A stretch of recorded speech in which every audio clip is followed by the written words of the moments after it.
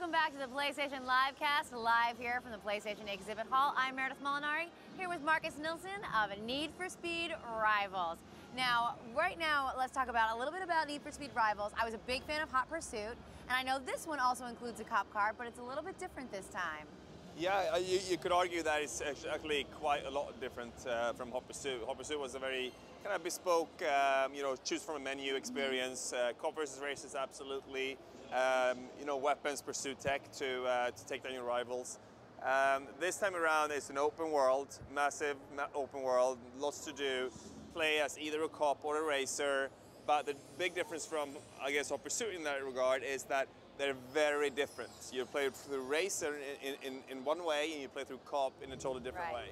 Now, just to give our audience live home, this is a live demo going on right now. It is indeed, yeah. It's live, what you were watching. Just like we are live, the demo is actually live right here. Exactly. This is obviously one of our racers. Exactly, and it's obviously a Ferrari. Yes, I know Ferrari's back. It's a Ferrari 12, what was it, Berlinetta? It's the Berlinetta, F12 Berlinetta. It's back in the game after 7 years not being in Need for Speed. Obviously, we're proud of that. And, having a game about exotic cars and not having Ferrari is not really the perfect fit. So now they're back, and they're great to drive, and they obviously look great as well. Now, one of the things I was reading about is that the racers actually can have, they can get speed points. And then you can wager those speed points in the game to unlock different rewards. Can you talk a little bit about that? Yeah, I can do that and kind of correct the small mistakes in what you said there. Really, correct all my mistakes. What this is that it's a high-stake risk and reward scoring system, and it kind of goes back into that the cop and the racer are different. As a racer, you will go out in the world like this guy's doing now. You can see how he's collecting points. Right now he has 34,000 points, if you can see that at home. You can also see there's a number underneath that times 4. That means that every action he makes right now, he's making more and more points. It exponentially goes up actually, but to actually get those points, he needs to go and bank them. And that's where that risk and reward comes in, right? Because the longer he stays out, the more points he's going to make. Right. But the cops are going to get more and more value from taking him down, and he's also more highlighted on the map to cops. So if the cops take him down now, he will lose all those 37,000 points right now, and the cop will take them. So it's a really cool, new, interesting scoring mechanic, which is kind of leaves you on the edge of your seat all the time, and really brings energy and excitement to the experience. Absolutely. All right, let's just watch for a minute and listen to some of the actual gameplay that's going on right here.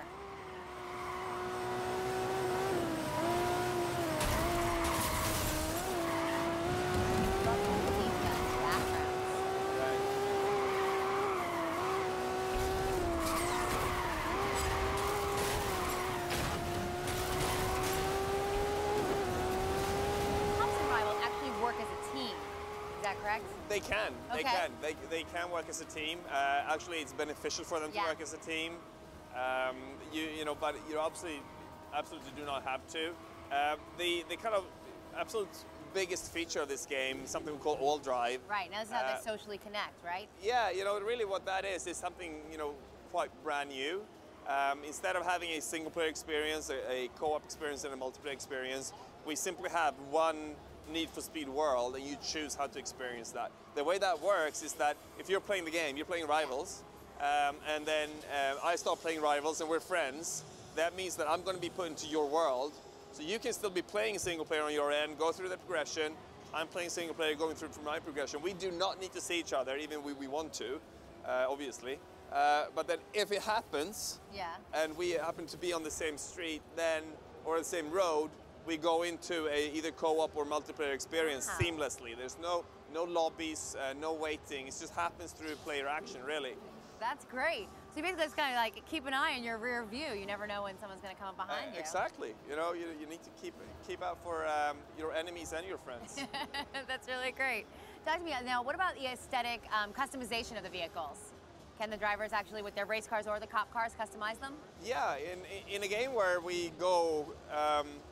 Obviously you can play through this game, offline alone, if you want that. But this layer of all drive really adds a layer of playing with others. And when we have that layer, I think it's important to have a car that can actually express who you are. So if I want to have, show my love and have a red car with some decals on, obviously I want to be able to do that. So you can change color, you have license plates, you have decals on the car, you can change the rims and change the color of the rims. Great. So it's really, we want to be able to kind of give you the tool set to personalize yourself in your car. Cool.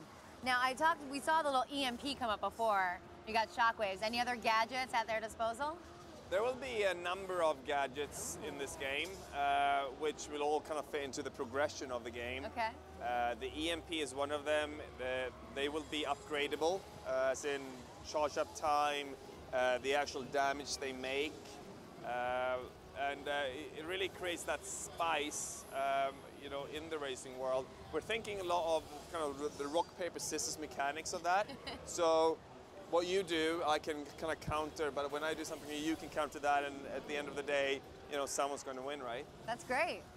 Now, as far as All-Drive is concerned, is that available online only, or can that be local as well?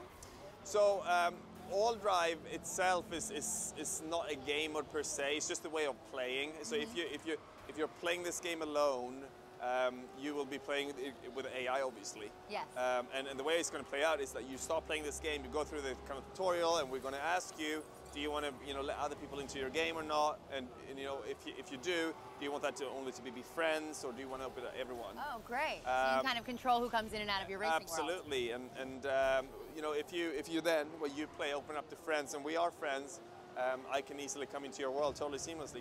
You won't even notice it. That's so great.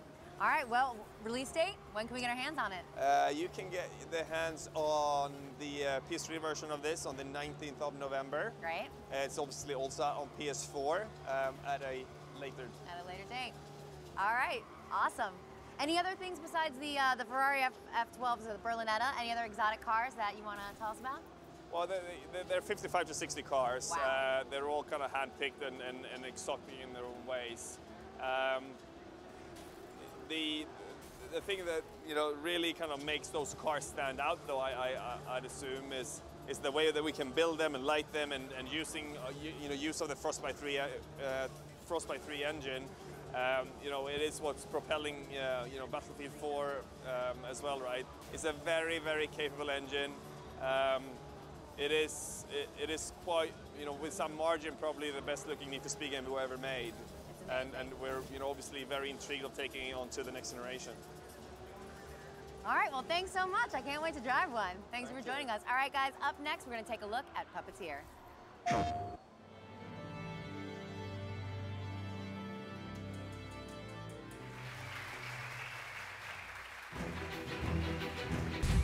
A short time ago, in a galaxy far from far away. Prepare for an astonishing adventure, full of mystery, full of danger, and full of artistry. At stake were not just one boy's fate, but the fate of the whole moon, and the Earth, and the sun, and galaxy.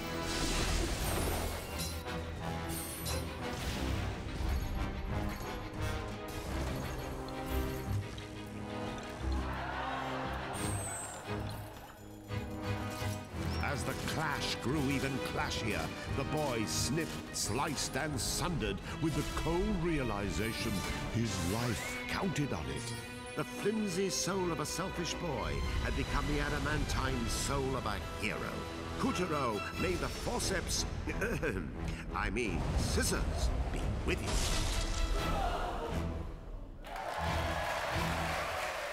PlayStation